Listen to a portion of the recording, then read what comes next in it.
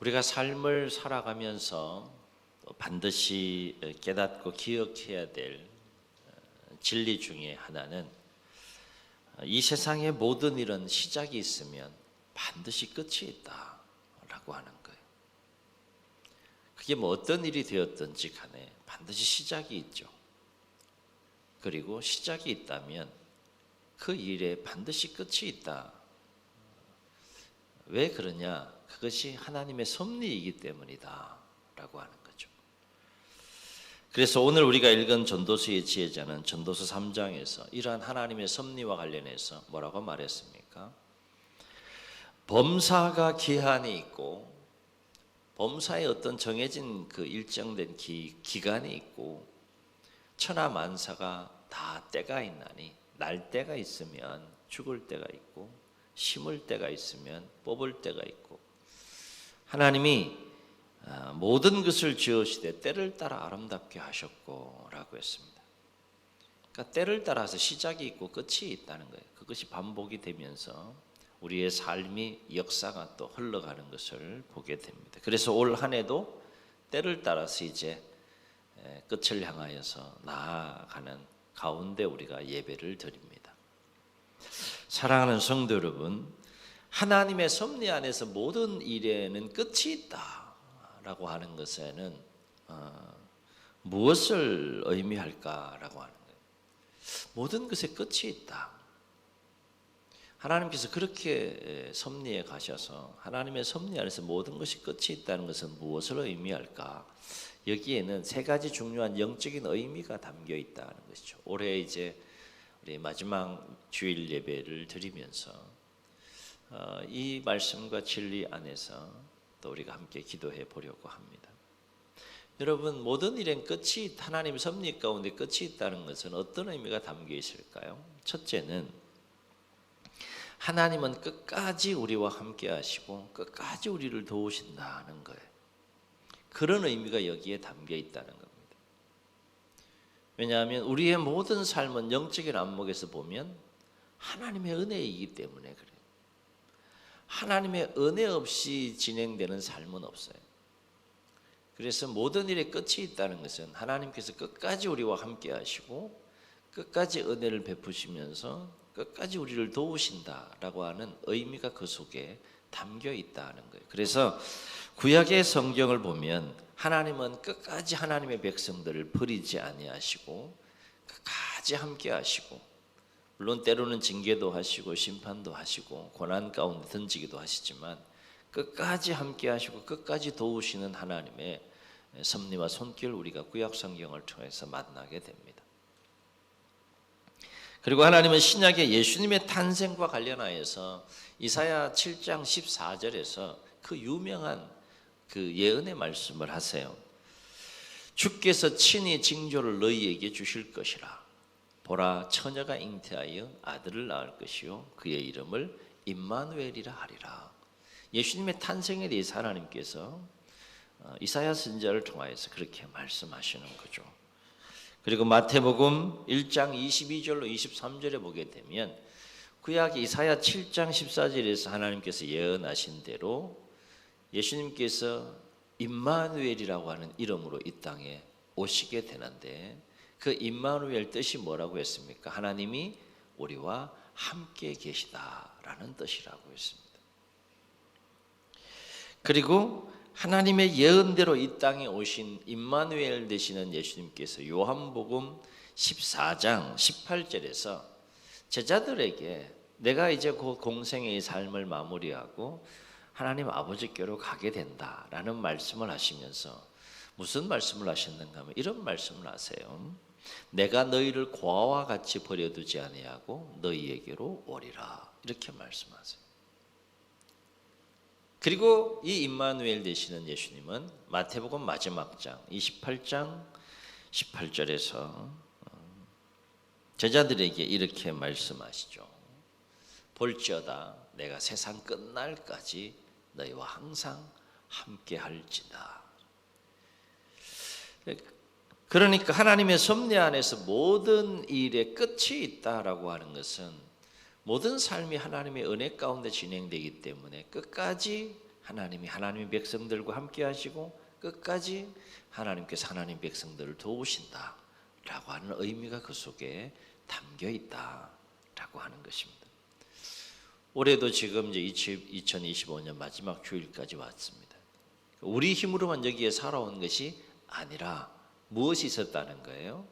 하나님의 은혜가 있었고 그 은혜 속에 함께 하심과 도우심이 있었다. 그래서 우리는 이 끝을 맞이할 수 있었다라고 하는 겁니다. 두 번째, 하나님의 섭리 가운데 모든 일에 끝이 있다는 것은 무엇을 의미하는 것일까? 삶은 하나님이 주관하신다 라는 의미가 그 속에 담겨 있다는 거예요. 이 말은 우리의 삶은 하나님의 주권적인 섭리 안에서 시작이 되고 하나님의 주권적인 섭리 안에서 우리의 삶이 마무리되고 끝이 난다라고 하는 것이죠. 그러니까 우리의 삶의 시작과 끝을 누가 조율하신다는 거예요? 우리가 조율하는 것이 아니라는 거예요. 세상 사람들은 그렇게 착각하죠. 내 삶을 내가 아무 마음대로 조율할 수 있다라고 하는 착각 속의 삶을 살아가는데, 삶을 시작하게 하시는 이도 하나님이시고 우리의 삶과 인생을 끝내게 하시는 분도 하나님이시다. 그 간극, 그 시간, 그 기간은 하나님의 섭리 가운데 가려져 있는 것이고 그건 하나님의 절대적인 주권 아래서 하나님이 조율하신다라고 하는 것이죠. 그러니까 시작이 있고 끝이 있는 거예요. 그래서 하나님은 이사야 48장 12절에서 뭐라고 말씀하시는가 하면 이렇게 말씀하세요. 야곱아, 내가 부른 이스라엘아, 내게 들으라. 나는 그니 나는 처음이요 또 나는 마지막이라. 이렇게 말씀하세요. 예수님은 요한계시록 22장 13절에서 또 이렇게 말씀하십니다. 나는 알파와 오메가요, 처음과 마지막이요, 시작과 마침이라. 이렇게 말씀하십니다. 그러니까 우리의 모든 삶을 시작하게 하시는 이도 하나님이시고 끝내게 하시는 이도 하나님이시다. 우리의 모든 삶이 하나님의 주권 아래에 있기 때문에 그렇다. 하나님이 주관하시고 하나님이 지배하시고 하나님이 다스리신다는 거예요. 그래서 시편의 시인은 시편 104편 28절로 29절 유명한 말씀이죠. 주께서 주신즉 그들이 받으며 주께서 손을 펴신즉 그들이 좋은 것으로 만족하다가 주께서 낯을 숨기신즉 그들이 떨고 주께서 그들의 호흡을 거두신즉 그들은 죽어 먼지로 돌아가나이다. 이렇게 인생을 노래하는 것을 보게 됩니다. 그러므로 우리의 삶을 주관하시는 하나님 앞에서 우리는 날마다 겸손한 마음으로 삶을 살아갈 수 있어야 한다라고 하는 거죠. 하나님의 섭리 가운데 모든 일에는 끝이 있다는 것은 또 무엇을 의미할까? 또 한 가지 중요한 영적인 의미가 그 속에 담겨 있다는 거예요. 그것은 우리의 인생은 영원하지 않다. 다시 말해 모든 일에 끝이 있다고 하는 것은 이 땅에서의 우리의 인생도 반드시 그 차이는 있겠지만 반드시 끝이 있다는 거예요. 끝이 있다. 이 말은 곧 이 땅의 모든 것은 영원하지 않고 끝이 있기 때문에 결국에는 어떻게 된다는 겁니까? 다 사라지고 다 지나가게 된다라고 하는 거죠. 다 지나간다는 거예요. 영원하지 않기 때문에 다 무너지고 다 사라진다는 거예요. 기쁨도 슬픔도 사라지고요. 고통도 아픔도 고난도 우리가 겪는 그 순간은 뭐 굉장히 길게 느꼈지만 결국은 다 지나갑니다. 부귀와 영화도 결국에는 다 지나가고요. 명예와 권세, 지위 이런 것들도 다 지나갑니다. 그것이 이 땅에서의 우리의 삶의 모습이다라고 하는 것입니다. 그래서 전도서의 지혜자는 전도서 1장 1, 2절로 3절에서 뭐라고 우리의 삶에 대해서 한탄했습니까? 전도자가 이르되 헛되고 헛되며 헛되고 헛되니 모든 것이 헛되도다. 이 땅에서 우리의 인생과 삶이 그렇다는 거예요. 헛되고 헛되며 헛되고 헛되니 모든 것이 헛되도다. 해 아래서 수고하는 모든 수고가 사람에게 무엇이 유익한가, 이렇게 한탄을 합니다. 그러므로 이 땅에서 우리의 삶이 영원하지 않다면 우리는 어디에 소망을 두고 삶을 살아야 할까? 이 질문을 던져야 되겠죠. 결국은 다 사라지고 다 무너지는 짧은 인생, 길게 느껴지지만 짧은 인생, 영원이라고 하는 시간대 속에서 보면 짧은 인생을 우리가 살다 가는데 짧은 인생 속에 수많은 일들이 있죠. 그러나 분명한 것은 영원하지 않다는 거예요.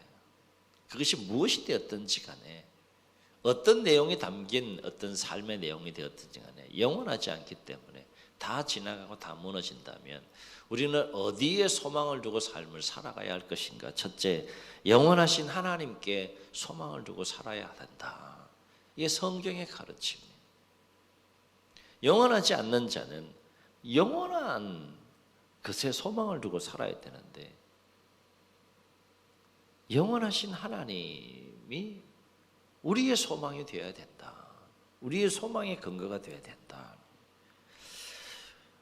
그것이 이 땅에서의 유한한 그 짧은 인생을 살아가는 사람이 가져야 될 가장 중요한 지혜와 지식의 근본이다.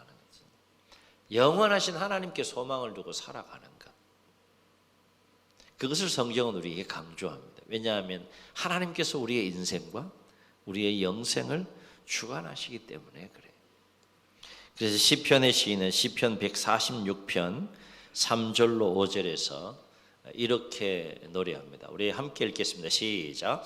귀인들을 의지하지 말며 도울 힘이 없는 인생도 의지하지 말지니 그의 호흡이 끊어지면 흙으로 돌아가서 그날에 그의 생각이 소멸하리로다.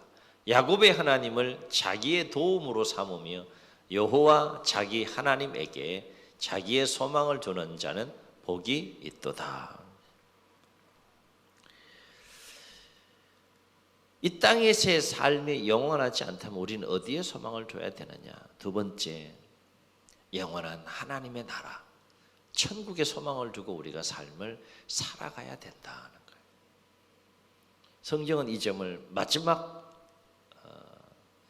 책인 계시록까지 계속해서 강조하면서 우리에게 말씀해 주고 있어요. 왜냐하면 우리의 영원한 본향은 이 땅이 아니라는 것이죠. 우리가 영원히 몸을 본향은 이 땅이 아니라 어디라는 거예요? 하나님의 나라, 천국이 우리가 영원히 몸을 본향이기 때문이다는 거예요. 그래서 사도 바울은 고린도후서 4장 18절로 5장 1절에서 이렇게 증언합니다. 우리 함께 읽겠습니다. 시작. 우리가 주목하는 것은 보이는 것이 아니요 보이지 않는 것이니 보이는 것은 잠깐이요 보이지 않는 것은 영원함이라. 만일 땅에 있는 우리의 장막집이 무너지면 하나님께서 지으신 집 곧 손으로 지은 것이 아니요 하늘에 있는 영원한 집이 우리에게 있는 줄 아느니라. 그리고 히브리서 기자는 히브리서 11장에서요 믿음의 본이 되는 하나님의 사람들을 쭉 소개하잖아요. 믿음으로 누구는 이렇게 살고 누구는 이렇게 살고, 믿음으로 삶을 산 본이 되는 하나님의 사람들을 쭉 소개한 후에 그들이 이 땅에서 어떤 삶을 살았는지에 대해서 히브리 11장 13절부터 16절에 이렇게 증언하는 것을 보게 됩니다. 우리 함께 읽겠습니다. 시작. 약속을 받지 못하였으되 그것들을 멀리서 보고 환영하며 또 땅에서는 외국인과 나그네임을 증언하였으니 그들이 이같이 말하는 것은 그들이 본향을 찾는 자임을 나타냅니다. 그들이 나온 바 본향을 생각하였더라면 돌아갈 기회가 있었으려니와 그들이 이제는 더 나은 본향을 사모하니 어디에 있다는 거예요? 곧 하늘에 있는 것이라. 이러므로 하나님이 그들의 하나님이라 일컬음 받으심을 부끄러워하지 아니하시고 그들을 위하여 한 성을 예비하셨느니라. 믿음의 본을 보이며 하나님 말씀과 뜻 안에서 삶을 살아갔던 하나님의 사람들은 이 땅에서의 삶에도 충실했지만 이 땅에서 삶의 소망을 두고 살지 않았다는 거죠. 영원한 본향을 사모하면서 더 나은 본향, 그 천국을 사모하면서 하루하루의 삶을 믿음으로 인내하며 감당해 갔다라고 하는 것입니다. 그래서 사도 바울은 골로새서 3장 1절로 2절에서 뭐라고 권면하는가 하면 이렇게 권면합니다. 함께 읽습니다. 시작. 그러므로 너희가 그리스도와 함께 다시 살리심을 받았으면 위의 것을 찾으라. 거기는 그리스도께서 하나님 우편에 앉아 계시느니라. 위의 것을 생각하고 땅의 것을 생각하지 말라.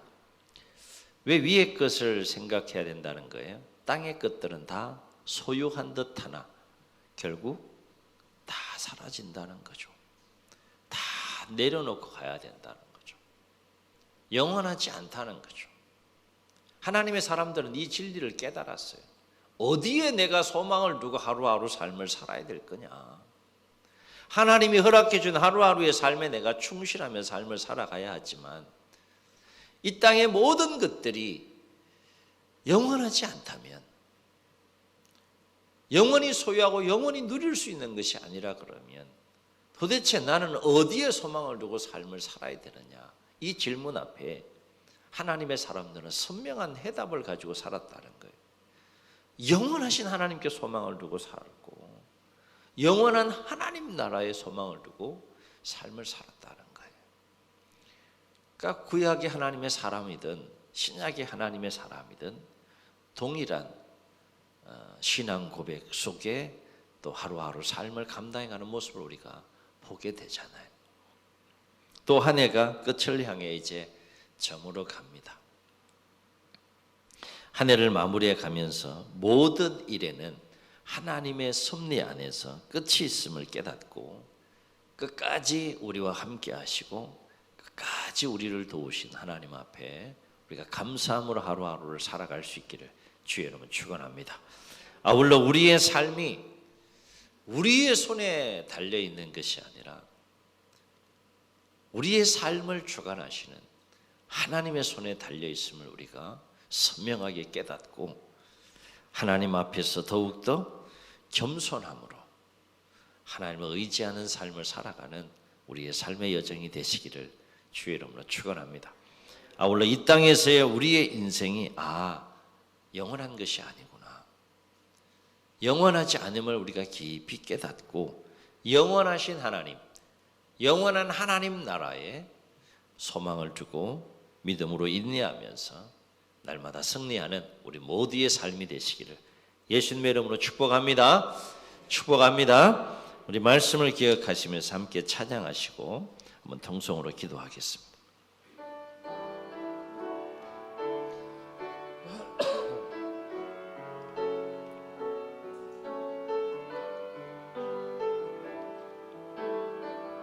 고단한 인생길,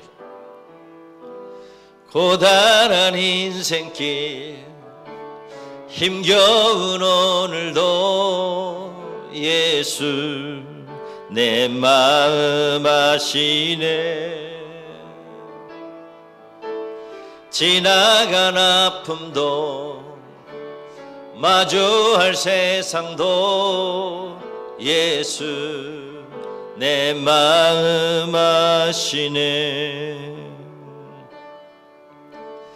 하루를 살아도 기쁨으로 가리 예수 늘 함께 하시네. 아멘. 후회도 염려도 온전히 맡기리 예수 늘 함께 하시네. 한 번 더 고백합시다. 하루를 살아도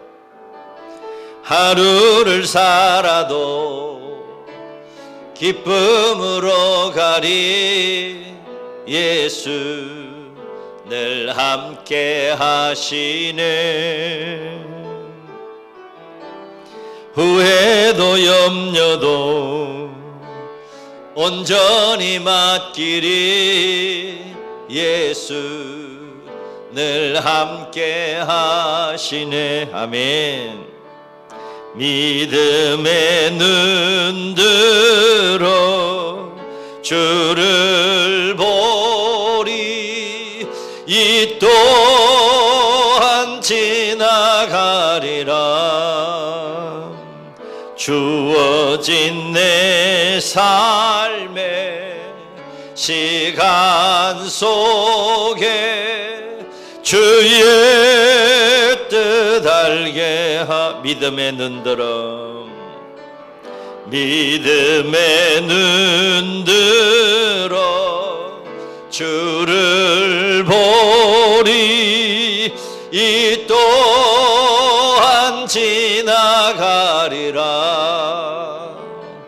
주어진 내 삶의 시간 속에 주의 뜻 알게 하소서. 주의 눈을 감으시고 우리 말씀을 기억하시면서 한번 통성으로 기도하시겠습니다. 그렇습니다.